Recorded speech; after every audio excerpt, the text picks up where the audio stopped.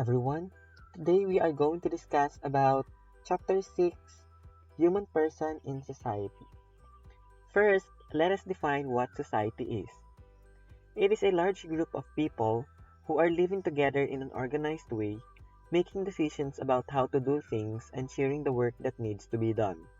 From this definition, we must take note three important characteristics of what society is. First is that people living together in an organized way. Second, people making decisions about how to do things. And third, people sharing the work that needs to be done. Aside from the mentioned characteristics, what are the formal characteristics of a society? So here we have three main characteristics of what society. First is that society as a group of people. Here, the group of people contains homogeneity and possesses commonality. So this suggests that a society must be formed by people having commonality with each other. For example, they must speak the same language or they must have the same culture, because if we are going to have a society that is being formed by differences, then there will be a big problem because there may be misunderstandings between them, especially if they are going to have different languages because they cannot understand each other. And one of the most important factors also of a society is having religion, because if there will be a lot of religions being practiced in a society, people will have different cultures and practices which may still lead to misunderstandings. That's why a society must possess commonality between the people living here. The second one is that society living in an organized way. This suggests that the very nature of society is to establish harmony within the group. Therefore, the main concern of the different groups is the acceptability of every action and decision.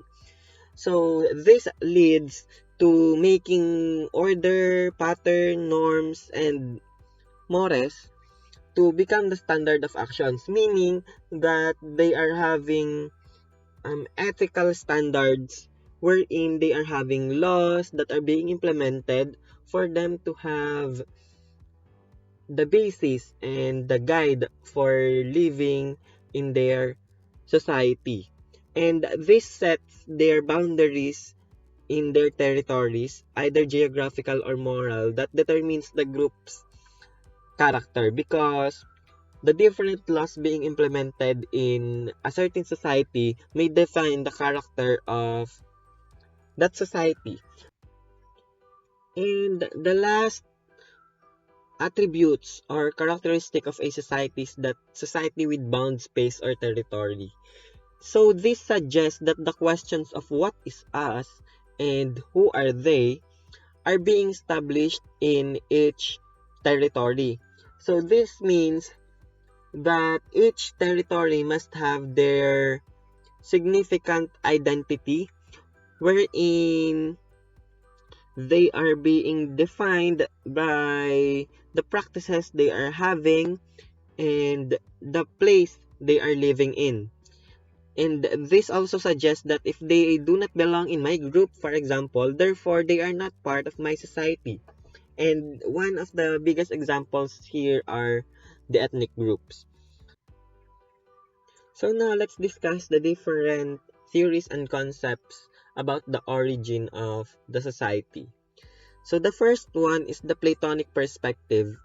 So this one is from Plato, and he wrote it on his Republic. So Plato believes that we may attain a perfect society, or what we so-called utopia, wherein Plato believes that the conflicting interests of each part of the society can be harmonized. This means that despite the differences of the interests or the work of each member of the society, they can still attain the success if they are going to harmonize these interests. And Plato believes that there are three souls of the society, or three main parts of a society. So these are the guardians, the auxiliaries, and the producers. First, let's discuss the guardians, or the philosophers. These are the ones governing the society. So to be specific, these are the government officials, or the government itself. So Plato believed that good society could only happen when political power and philosophy meet together. So it means that the guardians must be guided by their rational thinking for them to design different laws and implementations that will be for the good of the society. The second one are the auxiliaries, or the soldiers, who have the responsibility of defending their society. So Plato believes, and he said that the soldiers must be courageous and intellectually gifted. They should also be philosophic to be able to identify who are the true enemies of the state. So the auxiliaries should be intellectually defined. The last one is the producers, or the masses, who were driven by their desires. So this means that the masses are being formed by the group of the farmers and the different artisans or workers in different fields. So they were the one working for sustaining the needs of the society. That's why they are all relevant members of the society. So here, from the conflicting interests of these three groups, Plato believed that if this will be harmonized, if the guardians can guide well their auxiliaries and the producers, then a perfect society will be attained. The second one is the social evolutionist perspective. So here, this suggests that societies were formed through the process of evolution.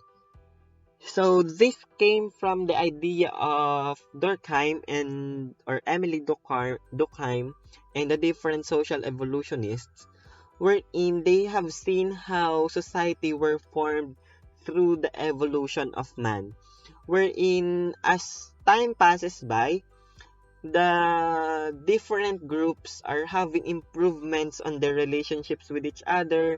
First, they are making their families, and then it went up to a larger group of people. They are making their communities, and then later on, they are having their leaders, and then they have decided to have their their laws, and implemented different policies, wherein this social evolution had contributed a lot for the formation of society, and this was considered as one of the main factors why the societies now are existing.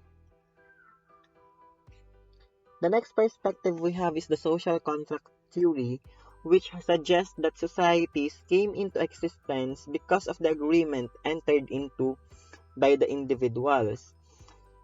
So this believes that all men are born free and equal.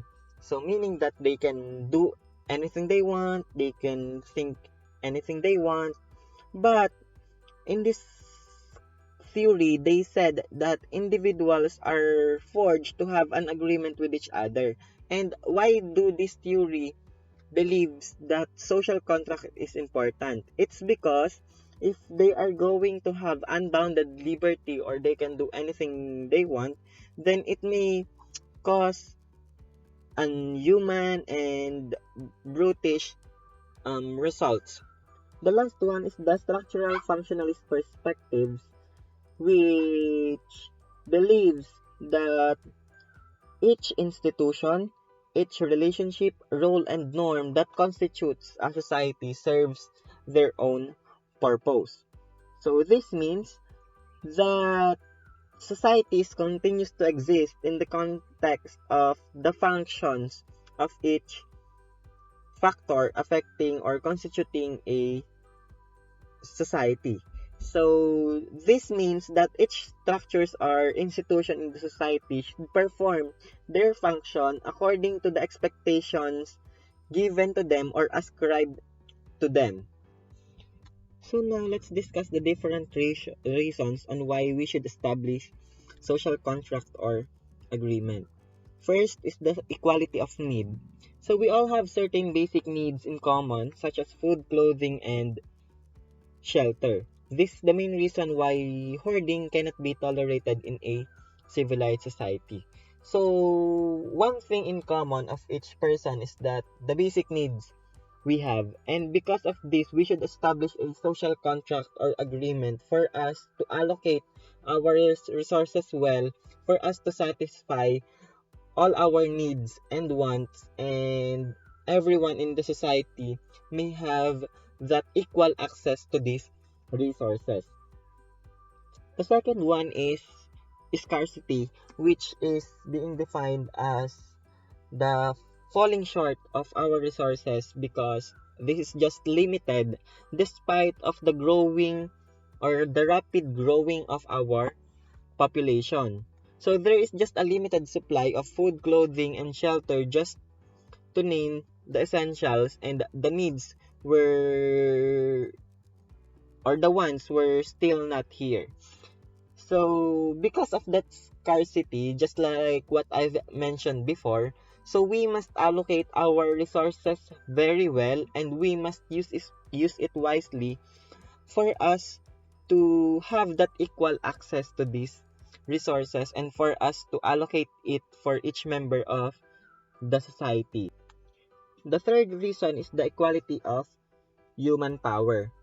So if we are going to combine the equality of need and scarcity with power and legitimization, then it is only the rich who will benefit from the limited resources, and the strong will subdue the weak because the rich has the power to have that access to these resources. The last one is the limited altruism, or the mentality of thinking for the benefit of the many before the benefit of the self. So one solution to the previously said problem is to rely on the kindness of a good Samaritan. But relying on the kindness of this good Samaritan will not work all the time, for there were limits set to altruism. So through the experience and through history, we have witnessed that we are not compassionate to our war with each other, and in the end of each war, we are just thinking of how we can survive on this world, and we are not thinking for the benefit of the many. And that concludes our discussion for today. Thank you for watching.